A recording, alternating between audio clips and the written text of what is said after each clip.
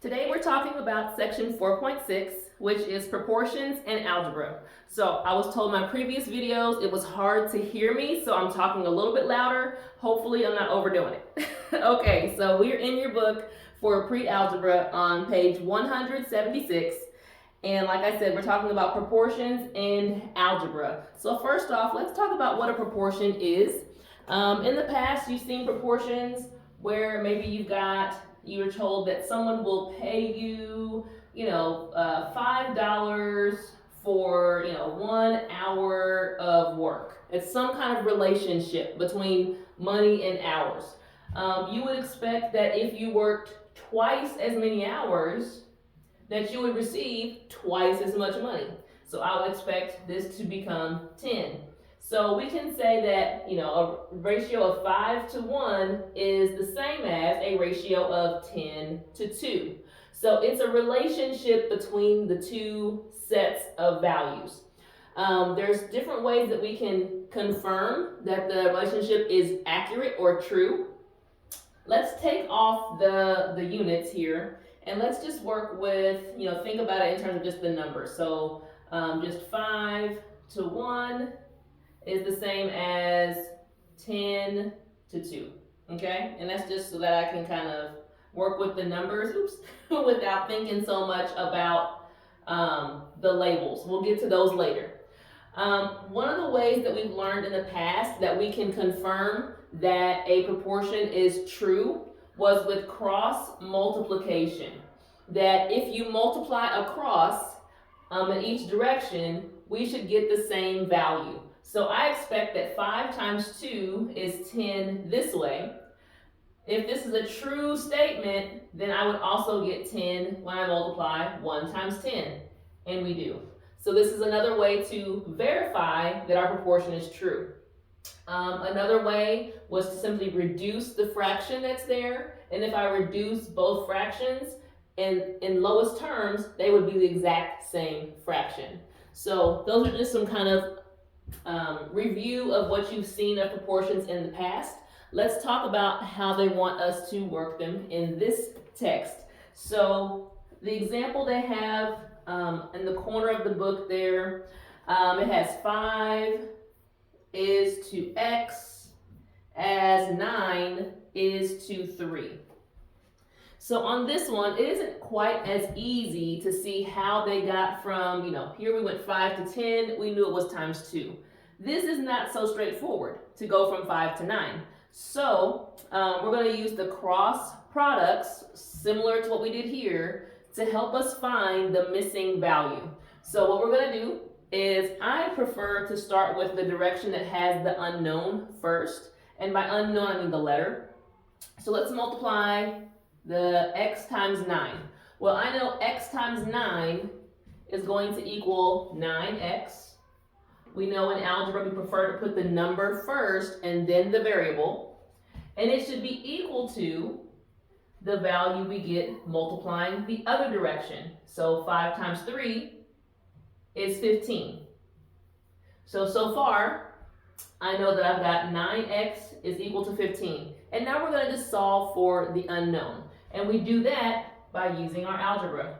We know that 9 is being multiplied by x, so to do the opposite would be to divide by 9, keeping it balanced by dividing by 9 on both sides. Now in this case, 9 cannot divide evenly into 15. We are not opposed to having improper fractions in algebra, but they do have to be in lowest terms. So we need to reduce 15/9 down to its lowest terms. So I know that I can divide 15 and 9 by 3. And it's up to you if you want to write, what you divided by. I'm just kind of showing you here for your notes that dividing them both by 3, I see that my final answer is 5/3. And like I said, it's improper because the top number is larger than the bottom number, but that's okay for algebra. A lot of times we prefer to have an improper fraction because then we're able to, use it in another step. Sometimes it's easier to change it to a mixed number if you're trying to express it for, like a real life value. It gives people a better understanding of how much is really there. But for us, these will be left improper most of the time. Let's see. Let's look at another way of using these proportions. We're going to take the basic understanding of how to solve proportions and now apply it to application problems or story problems. This is a very common kind of question on standardized tests like the ACT. You'll see it on our, map testing, different things like that. That proportions are really good ways, are good story problem bases, okay? So the first thing you want to do when you read a story problem, obviously you have to read it and read it carefully and find out what information has been given to you and what information is missing. There's typically going to be that beginning ratio, kind of like when I told you in that first example, you agreed to do some work for $5 for 1 hour, okay? That was that beginning ratio. We want to identify that in our problems first because that will give me that first fraction for the most part, that I know we're dealing with the proportion, and the first step is going to be to figure out what this first ratio is. Once we've figured out what that first ratio is, we're then going to be able to figure out what other piece of information do we know. We're going to keep the units alike as we go across. So if this was like the one I gave you before, it was dollars across from dollars and hours across from hours. So we kept the units the same as you went across the proportion. And that will help you figure out what's missing and what you are solving for. All right, so the example we have here, let's see, it says, let's example 4.6b. And this is on page 177. And it says that Jasmine drew a map of her backyard with a scale of 1 inch equals 3 feet. If one side of the backyard is 21 feet long, what is the length of the line representing it on the map? So it's kind of a situation where we're drawing something in real life smaller onto a map. And so we have to identify, well, what is that ratio of comparison from real life measurement down to what it will be on the page. So the first step, after we've read the problem, we kind of know what they're asking for, is to figure out what is this first relationship that they give us. And we can clearly see they've told us that she's using a scale of 1 inch equals 3 feet. So we're going to put the 1 inch on top and the 3 feet on the bottom. And I typically just keep it in the order that they give it to you. If it was stated this way, the first thing is the top number, the second thing will be the bottom number. Then, further on in the question, it asks us, or it says that if one side of the backyard is 21 feet long. Well, 21 feet, I'm going to choose where to put it. Well, it's not going to be inches, so it's not going to be there. I've got feet here, so 21 feet will go here because the units are the same across from each other in the proportion. And then it makes sense that we are looking for this because it says, what is the length of the line representing it on the map? And we know that the map is being written or drawn in inches. So I expect that my answer should be in inches. So this is the trickiest part, getting from the story problem into the proportion. Once you're here, the math is usually not that bad. We're going to go ahead and use that same cross products method that we did on the other examples. Again, I choose the direction that has the x. If the x had been here, I multiply here first. But it happens to be here, so I'm going to multiply this direction first. So that I've got 3 feet times x. I'm just going to write 3x. And I know that's going to be equal to the value multiplying this direction, 1 inch times 21 feet. Again, I'm going to just write the value, 21. I'll drop the units for now. And now I'm ready to solve. I know this is 3 times x. The opposite of multiplying by 3 would be to divide by 3 on both sides. 3's cancel or end up dividing to equal 1. And so now I've got 21 divided by 3 is 7. So now I would go back and put the unit in because it was in the side or in the section where inches were. I know my answer is 7 inches.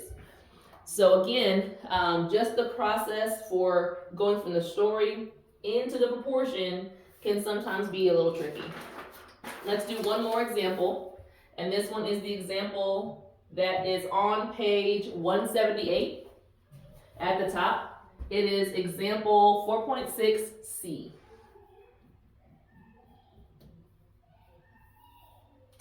And it says, a soccer team played 35 games last season. If the ratio of games won to games lost is 4-3, how many games did the team lose? Okay, so a little different kind of situation. We're talking about identifying how many games were lost. They gave us some information. They told us how many games they played, and they also gave us a ratio of the games won to the games lost. So initially, you might think that that beginning ratio would just be the 4-3. But let's take a closer look at what 4-3 represents. 4 and 3, it says the ratio of games won to games lost was 4-3. So I know the first number represents the number of games that they won. The second number represents the number of games that they lost. But then I look at that third piece of information. They told us the soccer team played 35 games last season.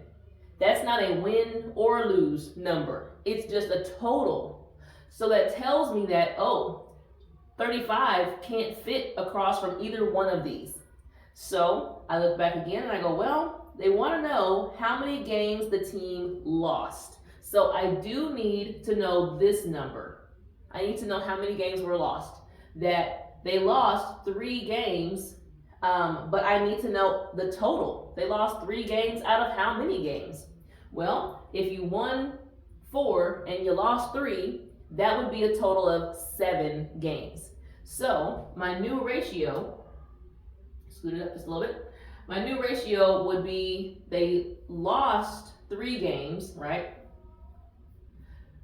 Out of a total of games that they played for this situation was 7. And now I just put the label on it, lost and total.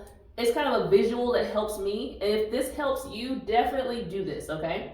So now I can see that I know how many games they would have lost out of a total of 7 games.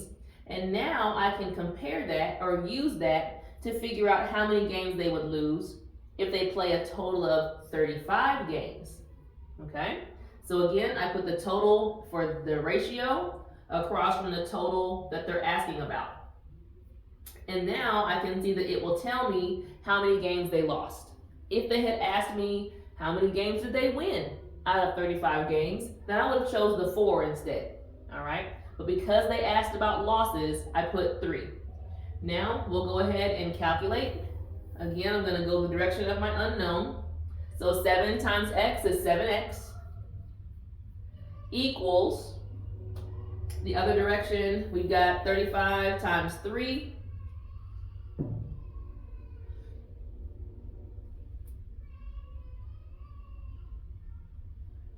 Let me pause here, hang on a second.